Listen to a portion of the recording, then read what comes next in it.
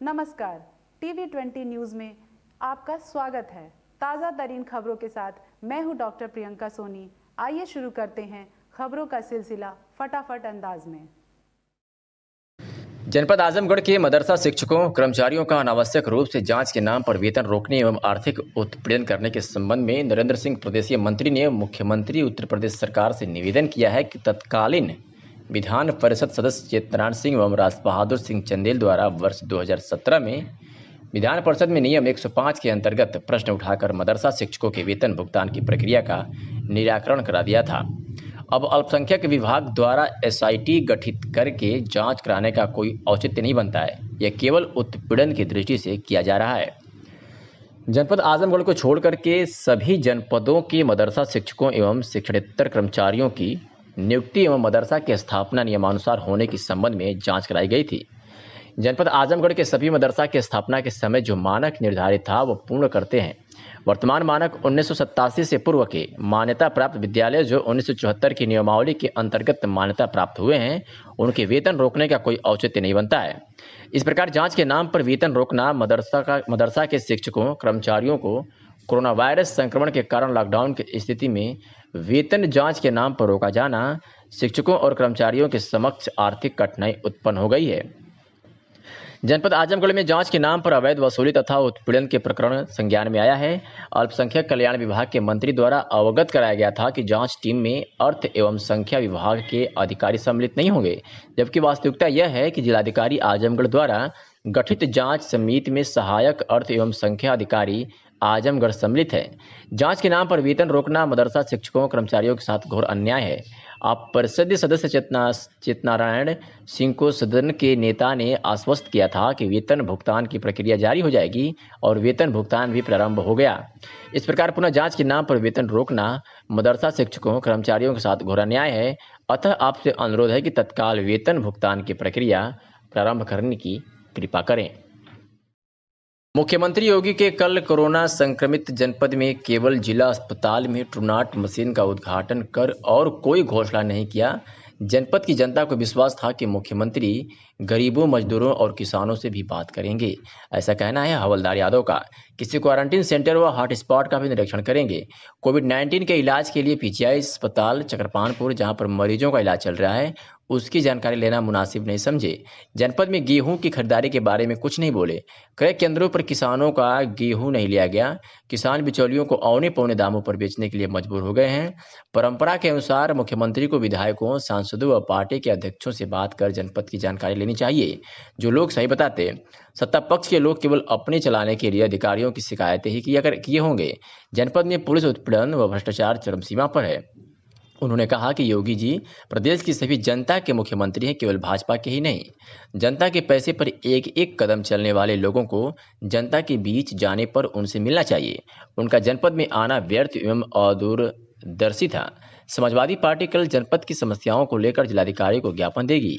उक्त बातें समाजवादी पार्टी आजमगढ़ जिलाध्यक्ष हवलदार यादव ने प्रेस विज्ञप्ति में कही है। 9 जून 2020 आज का दिन भारतीय राजनीति के इतिहास में बहुत ही महत्वपूर्ण है। आज ही के दिन सादगी, देशभक्ति और ईमानदारी के प्रतीक मरणोपरांत भारत रत्न से सम्मानित देश के दूसरे प्रधानमंत्री लाल बहादुर शास्त्री ने 9 जून 1964 को भारत के प्रधानमंत्री का पद भार ग्रहण किए थे। प्रमुख सामाजिक और सांस्कृतिक कर्मी अरविंद चित्रांश ने कहा कि जय जवान जय किसान का नारा पूर्व भारत प्रधानमंत्री लाल बहादुर शास्त्री ने 1965 में भारत पाकिस्तान युद्ध के समय दिए थे। जिस तरह से दुनिया कोरोना महामारी के संकट से जूझ रही है, आज कोरोना योद्धाओं और जय जवान का महत्व है, लेकिन जय किसान का महत्व और मजदूरों की स्थिति को समझने की जरूरत है। कोरोना वायरस की वजह से आज हमारे किसान भाइयों को बहुत तकलीफ और कठिनाइयों का सामना करना पड़ रहा है। यदि हम सब लोग मिलकर समस्याओं के समाधान का प्रयास करें तो शायद आत्मनिर्भर भारत का सपना निश्चित ही साकार होगा। पूर्व प्रधानमंत्री लाल बहादुर शास्त्री जैसे लोग दोबारा धरती पर अवतरित नहीं होते। ऐसे महापुरुष को आदर्श मानकर जीवन के हर संकट में हम सभी को प्रेरणा लेने की आवश्यकता है।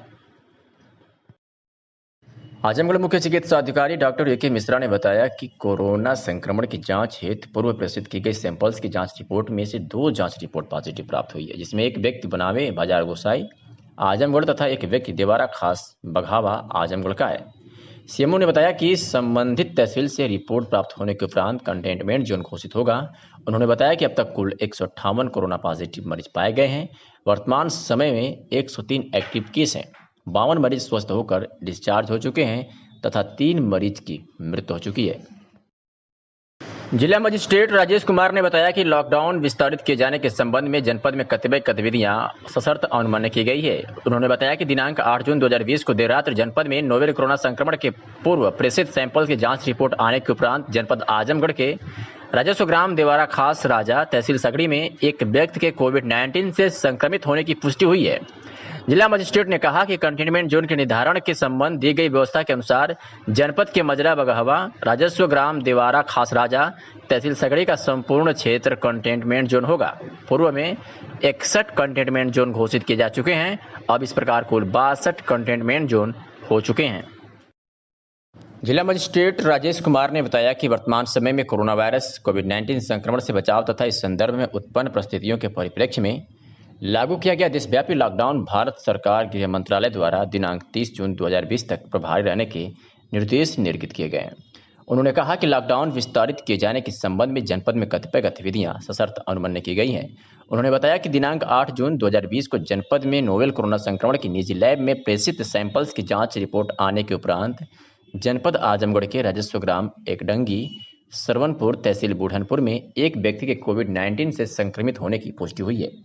जिला मजिस्ट्रेट ने कहा कि कंटेनमेंट जोन के निर्धारण के संबंध में दी गई व्यवस्था के अनुसार जनपद के मजरा ब्राह्मण बस्ती राजस्व ग्राम एकदंगी सरवनपुर तहसील बूढ़नपुर का संपूर्ण क्षेत्र कंटेनमेंट जोन होगा। पूर्व में 60 कंटेनमेंट जोन घोषित किए जा चुके हैं।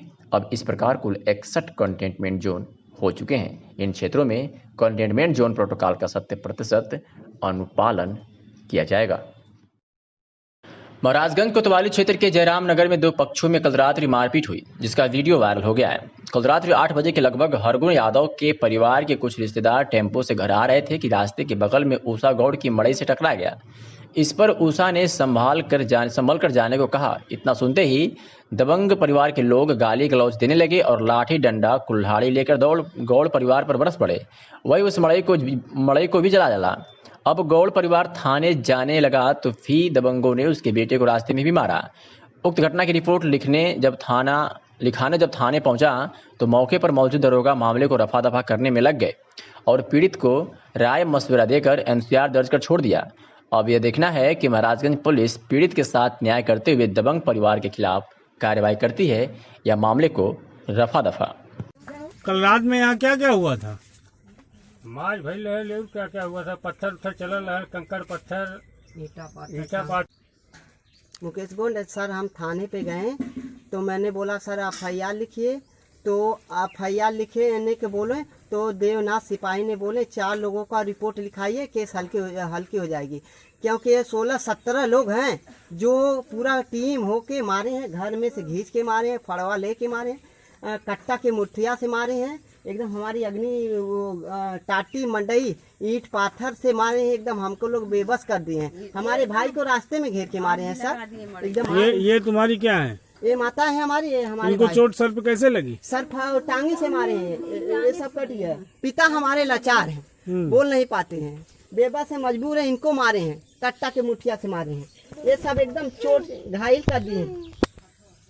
हम लोग गरीब के नाते इतना सताए जाएंगे? हमारे साथ आजमगढ़ पुलिस अधीक्षक के निर्देश पर जनपद में अपराध व अपराधियों पर नियंत्रण हेतु चलाए जा रहे अभियान के तहत थाना दीदारगंज की पुलिस ने एक वांछित अभियुक्त को गिरफ्तार किया है। तो वही थाना रावना पार्क की पुलिस ने गैंगस्टर एक्ट के तहत 2 अभियुक्तों को गिरफ्तार करने में सफलता हासिल की है।